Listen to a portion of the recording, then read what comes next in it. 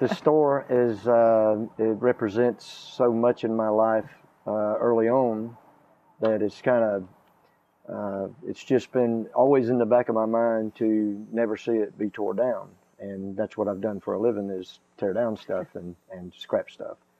But when I was a child of 6, 7 years old, my grandfather in Tampa would put me on a Greyhound bus, and my other grandfather would pick me up in front of that store. And when I say pick me up, I don't mean pick me up in a car. I mean meet me there walking, and I would drag my suitcase out to his home, which was a couple miles out of town, and I would stay with him all summer. As we would turn the corner, approaching the store, I always got to sit right behind the driver. I would look at that store, and I would always think, I just came from a place where there's really tall buildings and a lot of concrete, and nothing really that represented our heritage in my life like that store. And when I'd get off the bus, I'd want to stand there and look at it for a while, and always thinking to myself, well, maybe one day I'll get that store. But anyway, I know that sounds far-fetched, but at 6. But as years go on, I would always come back here during the summer and work in tobacco and whatever else I could do around here to earn money to save for my school clothes. But this whole area has always meant so much to me, showing that if you truly want something, and you're willing to work for it, and you're willing to wait for it, then you can pretty well do about anything you want to do. And what I learned here in the summers was that everyone got along. There was no one grabbing the back of your shirt to look at a label, or making fun of you if if your tennis shoes were a little raggedy, or if you had holes in your jeans. Unlike in the city, people kind of grade you from how good your bike was, or if your baseball glove was up to par, and things of that nature. But the store, to me, is a part of our heritage that runs much deeper than anything that I've ever been involved in.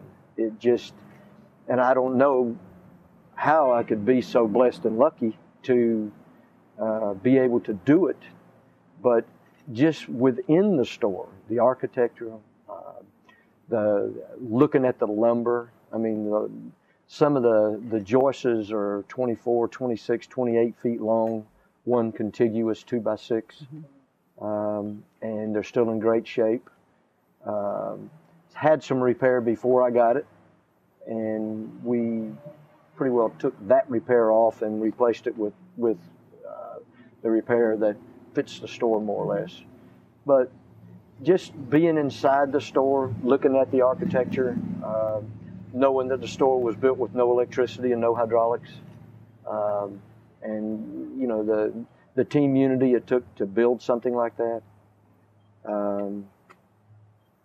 I'm just overwhelmed. I can't imagine I can't imagine building it today.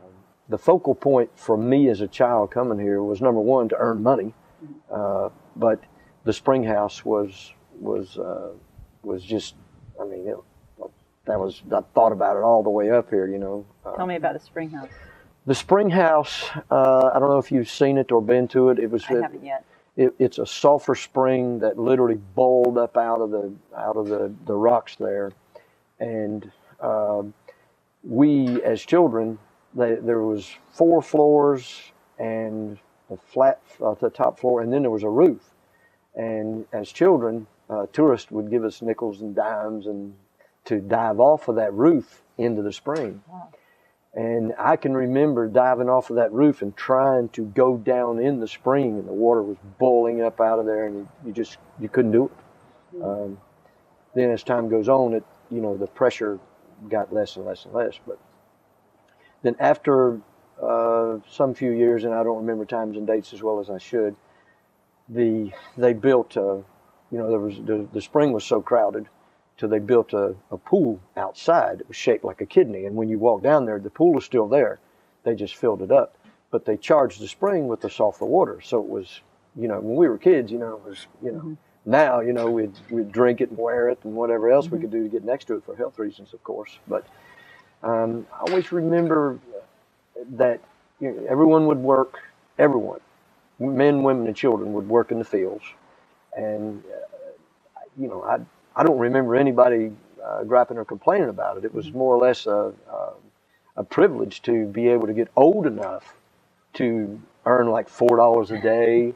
And, you know, the younger children would hand tobacco underneath the shelters. And then when you got a little older and stronger, you were able to crop, which means go out into the field. And there's nothing that looks longer in the morning than a tobacco row. If you've never, especially when you have a pair of mules pulling a sled that goes through there, and the older, stronger kids could run through and pick the tobacco and go to the sled much quicker. And then, of course, being younger, I always tried to keep up with them. But I was glad when the day was over. But it was a good day. You got up early and you worked until noontime, what we call in this area dinner time. And then the ladies would cook a big meal for everyone, all the workers, and then we would go to the caretaker's home and eat dinner, and then we'd go back to work a couple of hours, and then it would be over. We all have to drink this water, and we all got to breathe the air. The flip side of that is, I mean, I don't want to say bad things about industry, because obviously we all need jobs. But I would just like to see industry and the environment work a little closer together, and look at the more long-term ramifications that using so much of our water has. You know, people think about all the different things that we're going to need in the future, and water's, it's, you know, we're in a very, very vulnerable situation here with our water. Yeah, that's what we've heard. And it seems to be a huge issue. When I was a kid, that river was so swift. If you wanted to dive in it and swim across, you better run way upstream to get to where you were going. Right. And don't try to fight it. You better go with it, because it would take you places that would scare the heck out of you. And as I stated earlier, the spring was just boiling up out of there. I mean, you could not swim into it. It was just so, I'm just so blessed to be able to have seen it and been there. Now when you look, I weep when I go there. I mean, it's just a hole with nothing coming out. Nothing coming out. And cigarette butts in it, and paper, and, you know, I mean, every time I go there, I sneak down in there and pick up all that stuff and get it out of there. But those guillotine style things in the back of it were designed not to let the water out. And it's, when you'll see that there was so much water coming out. If the river was too high, they would try to hold the water back so it wouldn't contribute so much to the river to add to the flooding. Wow. But then downriver from that was a place called Blue Sink. I don't know if you've ever heard of that. Heard about Blue Sink. It again was just, couldn't swim in the hole. I mean, into the spring, because it was just boiling out of there. And those are things that we got to enjoy, and I hate it for our children and folks now that come here from other areas. It's I mean, I don't know what we would have to do to reverse it. Don't think we can. But to preserve what we have left would be and is my goal. I always tell folks, when I get through with the store, I'm going to start hammering on the spring house. So, and the spring literally would revive this area. I'm told that there's a big well, a sulfur well, that's capped off adjacent to my store.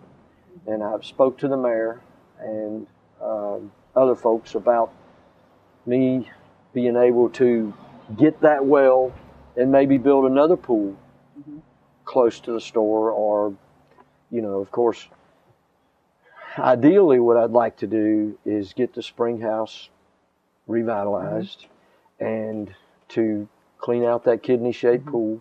And I understand it'll take a lot of money and work, but I just think if people could see how it was, it would be such an asset to the community. because if we could take somehow, and I'm not an engineer, and I'm certainly not a hydrologist. I'm just a person with love for a little town. So, but if we somehow could take that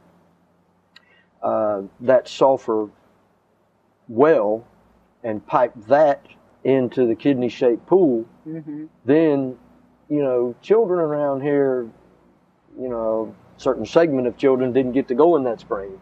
They didn't get to go in the pool, for reasons that I'm not responsible for, and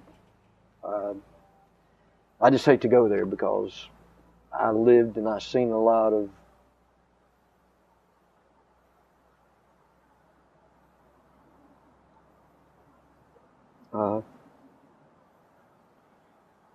I've seen kids go through things that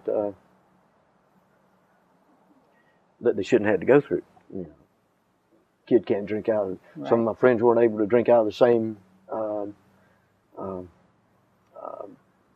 water fountain as I was, but we got around that. We'd keep the store guy busy. It seems like it. That's what's interesting here.